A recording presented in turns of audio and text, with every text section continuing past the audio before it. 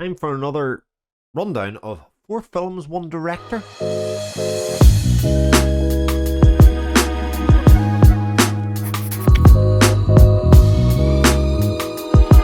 Hi everybody, welcome to the channel. We're back with another four films, one director, and this time we are talking about this guy. That's Michael Mann. I wouldn't be surprised if many people didn't recognize him, but hopefully it's in the thumbnail.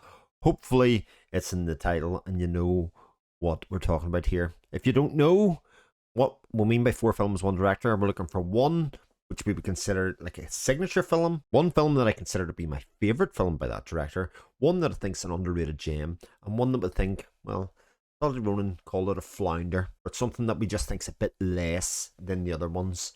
And I think this one's going to be a bit controversial. Anyway, let's start with what I think is the quintessential Michael Mann film. And this one's an easy one, I think, for me, because when you look at the list of Michael Mann films, and I think of them, there's one of them which, when it's put out there, is always Michael Mann's. That's the way that it's known in my head anyway, and that's Michael Mann's Heat. And Michael Mann's Heat is a full action film about bank robberies and about those caught in the inside and the outside of crime. So I think it's most famous for just having one of the most unbelievable casts that there's ever been.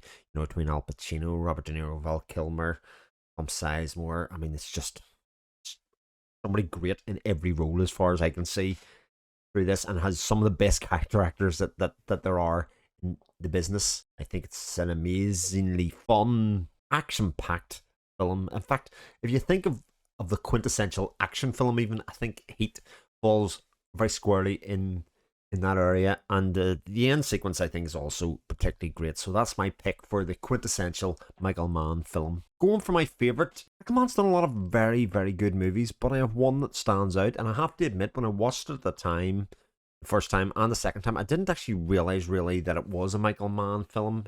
And that is The Insider. And The Insider takes subject material that, on the face of it, I don't think sounds like a particularly exciting or amazing idea for a film, and makes it compelling. And it's made most compelling by the performances that are within it. I mean, you would think that Al Pacino would be top billing in here, but it's absolutely Russell Crowe's film where he steals the show. We have the story asked about tobacco companies and whether they knew cigarettes were as harmful as they were, and the drive to get legislation moved against them, and the pushback from the tobacco companies. And I think it's a pretty good precursor to all the other things that are happening in modern times, like the pushback that's going to come against and has come against oil companies, for instance, and how much of a political sway that they have because of their money.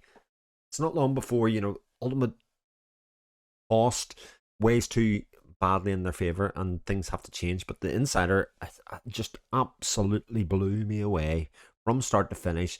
I think it's a really compelling watch, and while it's quite long, it just flies by. And like I say, it elevated an actor who I really didn't think was that fabulous an actor into a whole other stratosphere for me in my thinking. The underrated gem. Well, I mean, I would sort of argue that Michael Mann doesn't have any underrated films. I think they're pretty much all, with the exception of a couple very well known. But I'll go for Last of the Mohicans as the underrated gem. It's a film that I remember seeing with my father, and the two of us really being enraptured by at the time. And it's hard to say it's underrated because obviously it has, you know, very prominent actors in it. It was very prominent at the time, but it seems to have disappeared into the wilderness for an awful lot of people. And I think it's particularly great in terms of being something that's incredibly watchable and taking a period of time and making it compelling. And yeah, that's my pick for that. Now, my flounder, I'll tell you this right away. I haven't seen The Keep, and I haven't seen Black Hat, which would be the two obvious choices for this. And I was down to a couple of others. Now, I've seen all the rest of them. Some are very, very good. Manhunter, etc. So there's not too much left. I was really down to two. I was down to Public Enemies. That might be the answer, because I really can't remember much about it, even though I have seen it. I remember very, very little about it. But the one I'm going to pick is Collateral. Now, I know loads of people love Collateral, and I do enjoy Collateral. Like I say, Mann is a director whose work one of the reasons he's so lauded is the fact that his work's incredibly consistent for most of his career. There's something about Collateral, and I think it's mainly the last half an hour where it completely just falls to pieces. It is a clever conceit, and I mean, you probably not meet a bigger Tom Cruise fan in the film community than me. I think Tom Cruise is brilliant in everything that he's in. Like, watch him in anything, he's one of the most bankable stars, all of that kind of thing. But this one just doesn't quite sit right. And it's not to say it's a bad film, but for me, it's the one with the most problems of all of the ones that I've forced to look at. There's my choices for Michael Mann. I suspect Collateral might be an awful lot of people's favourite, or the quintessential one. And for good reason, I can see it. It has all of the hallmarks of a Michael Mann film within there. But what do you think? What are your 4 choices? Let me know.